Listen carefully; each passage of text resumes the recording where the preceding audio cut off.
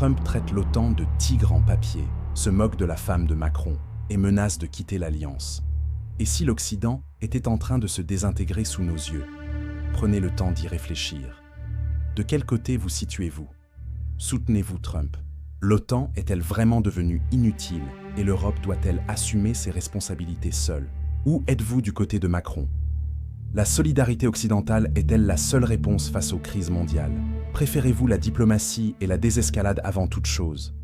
Ou restez-vous neutre, confortablement installé, à observer l'effondrement de l'Alliance Atlantique tranquillement, avec votre pop-corn? Attention, les conséquences pourraient impacter le monde entier. Partagez vos opinions ou vos frustrations dans les commentaires. N'oubliez pas de vous abonner, de liker et de partager. Nous allons vous aider. Quand la guerre sera terminée, nous serons là. Voici l'OTAN. Et j'ai toujours dit que l'OTAN est un tigre en papier. Les fissures au sein de l'Alliance occidentale s'élargissent dangereusement. Le président français Emmanuel Macron a averti que la rhétorique américaine crée chaque jour un doute autour de l'OTAN.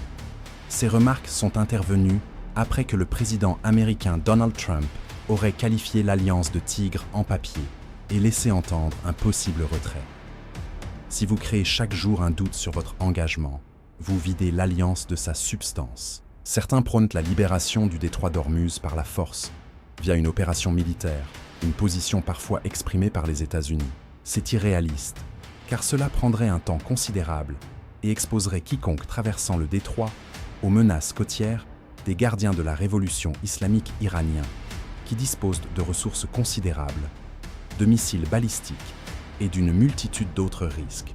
Cela ne peut se faire qu'en concert avec l'Iran. Donc, en premier lieu, il doit y avoir un cessez-le-feu et une reprise des négociations. Les tensions s'intensifient autour du détroit d'Ormuz, où le trafic maritime s'est quasiment arrêté, faisant grimper les prix mondiaux du pétrole. Trump a plaidé pour une mission navale afin de rouvrir la route, mais les alliés européens ont refusé de s'engager. Macron a rejeté ce plan comme irréaliste, avertissant des risques sérieux liés aux capacités militaires de l'Iran. Il a souligné que toute opération serait dangereuse et longue, appelant à la diplomatie, à un cessez-le-feu et à de nouvelles négociations plutôt qu'à l'escalade. Le dirigeant français a également accusé Washington d'envoyer des signaux contradictoires qui affaiblissent l'unité de l'Alliance.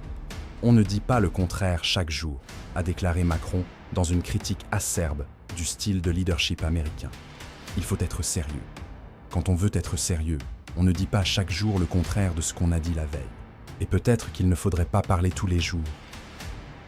Les tensions ont pris un tour personnel après que Trump s'est moqué de la femme de Macron, suscitant l'indignation en France.